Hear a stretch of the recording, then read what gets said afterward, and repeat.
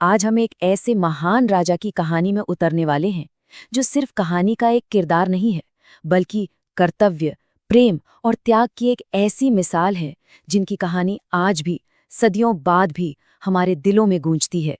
तो चलिए महाराज दशरथ के जीवन की गहराइयों को समझते हैं। देखिए, दशरथ की कहानी को अगर समझना है तो सबसे पहले उनके दिल की इस बात को समझना होगा। ये सिर्फ एक पिता का अपने बेटे के लिए प्यार नहीं था। नहीं, ये उससे कहीं ज्यादा था। ये तो उनकी आत्मा की आवाज थी। और यही प्यार उनकी जिंदगी की सबसे बड़ी ताकत भी बना और सबसे बड़ी परीक्षा भी। तो कहानी की शुरुआत होती है एकदम शिखर से, मतलब ग्लोरी के पीक से। उस वक्त महाराज दशरथ एक आइडियल राजा के तौर पर जाने जाते थे। एक ऐसा सुनहरा दौर था उनके राज में जिसकी मिसालें आज तक दी जाती हैं। और देखिए, वो कोई मामूली राजा नहीं थे। उनका जन्म सूर्यवंश में हुआ था, मतलब उस जमाने के सबसे शानदार, सबसे गौरवशाली वंशों में से एक। जरा सोचिए, इक्ष्वाकु, सगर और दिलीप जैसे महान पूर्वजों की पूरी लेगेसी उनके कंधों पर थी। वो राजा अज और रानी इंदुमती के बेटे थे और कहते हैं कि बचपन से ही उनमें गजब की वीरता और समझदारी थी। और सच कहूं तो उन्होंने इस विरासत को निभाया भी खूब। उनके राज में अयोध्या, अरे वो तो शांति और खुशहाली का दूसरा नाम बन गई थी।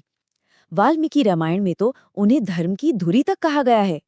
उनके लिए सच और अपना दिया हुआ वचन, जानते हैं, उनकी जान से भी ज्यादा कीमती था। और यही वो गुण है जो आगे चलकर उनकी कहानी को एक बहुत ही दुखद मोड़ देने वाला था। चलिए, अब राजा दशरथ से थोड़ा हटकर इंसान दशरथ की बात करते हैं। वो इंसान जिसकी एक बहुत गहरी ख्वाहिश थी, एक ऐसी खुशी जिसने उनकी जिंदगी को मुकम्मल कर दिया। लेकिन इतना बड़ा सम्राट होने के बाद भी उनकी जिंदगी में एक बहुत बड़ा दुख था, एक खालीपन था। उम्र बढ़ती जा रही थी, लेकिन इतने बड़े साम्राज्य का कोई वारिस नहीं था। और ये चिंता उन्हें अंदर ही अंदर खाए जा रही थी। फिर महर्षि वशिष्ठ ने उन्हें सलाह दी और उन्होंने पुत्रिष्टि यज्ञ करवाया। और जानते हैं क्या हुआ? देवताओं के आशीर्वाद से उनकी प्रार्थना सुन ली गई। राम, भरत, लक्ष्मण और शत्रुघ्न, इन चारों के जन्म के साथ ही दशरथ की जिंदगी मानो पूरी हो गई। पूरी अयोध्या में ऐसा जश्न मना, ऐसा जश्न कि जैसे कोई बहुत बड़ा त्योहार आ गया हो। सब कुछ बिल्कुल परफेक्ट चल रहा था। अयोध्या में खुशियां अपने चरम पर थीं। और ठीक तभी किस्मत ने एक ऐसी पलटी मारी कि सब कुछ बदल गया। मौका था राम के राज्याभिषेक का। जैसे ही दशरथ ने अपने जिगर के टुकड़े राम को राजा बनाने का ऐलान किया, पूरी अयोध्या खुशी से नाच उठी। हर तरफ बस जश्न का माहौल था। हर कोई बस इंतजार कर रहा था कि कब उनका प्यारा राजकुमार राजा बनेगा। लेकिन ठीक उसी वक्त रानी कैकेयी ने अपनी दासी मंथरा की बातों में आकर महाराज दशरथ को उनके पुराने 2 वचन याद दिला दिए। और उन वचनों के बदले में उन्होंने जो मांगा, उसने मानो अयोध्या की सारी खुशियों पर एक झटके में ग्रहण लगा दिया। पहला, भरत के लिए राजगद्दी, और दूसरा, राम के लिए 14 साल का वनवास।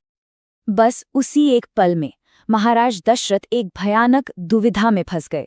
2 पवित्र कर्तव्य आमने सामने खड़े थे। एक तरफ था एक पिता का प्यार और दूसरी तरफ एक राजा का दिया हुआ वचन। सवाल ये था कि क्या चुने? और इस सवाल का कोई आसान जवाब था ही नहीं।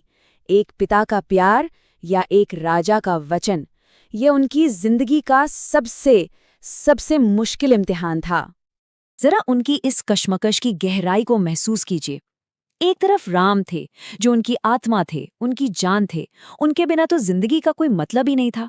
और दूसरी तरफ था उनका वचन तोड़ना, मतलब अपने धर्म से मुंह मोड़ना, अपने पूरे जीवन के उसूलों को मिट्टी में मिला देना। दशरथ ने कैकेयी से गिड़गिड़ा कर कहा, बहुत मिन्नतें की। बोले, मुझसे जो चाहे ले लो, लेकिन मेरे राम को मुझसे दूर मत करो। मैं राम के बिना जी नहीं पाऊंगा। लेकिन कैकेयी, वो अपनी जिद पर अड़ी रहीं, टस से मस नहीं हुई। और आखिरकार एक पिता हार गया और एक राजा अपने वचन में बंध गया। और उस वचन की कीमत बहुत बहुत बड़ी थी। अब कहानी का वो हिस्सा शुरू होता है जो शायद सबसे दर्दनाक है। एक ऐसा हिस्सा जहां एक पिता का गम ही उसकी मौत की वजह बन जाता है। वो सीन राम, सीता और लक्ष्मण की विदाई का, जिसे राम निर्गामन कहते हैं। वो शायद पूरे रामायण का सबसे इमोशनल, सबसे दिल तोड़ने वाला पल है। जरा सोच कर देखिए, दशरथ की आंखों का क्या हाल हुआ होगा। वो बस रोते हुए राम को तब तक देखते रहे जब तक वो उनकी नजरों से ओझल नहीं हो गए। और उसी गहरे शोक में डूबे दशरथ को अचानक अपने अतीत की एक भूली हुई बात याद आई। एक श्राप। बहुत साल पहले उनसे अनजाने में एक गलती हुई थी। उन्होंने श्रवण कुमार का वध कर दिया था, और श्रवण कुमार के अंधे माँ बाप ने उन्हें श्राप दिया था कि जिस तरह हम अपने बेटे से बिछड़कर मर रहे हैं, ठीक उसी तरह एक दिन तुम भी अपने बेटे से जुदाई के गम में तड़प तड़प कर मरोगे। और वो श्राप, वो सच हो गया। राम को गए अभी सिर्फ 3 दिन हुए थे, और राम, हे राम पुकारते पुकारते महाराज दशरथ ने दम तोड़ दिया।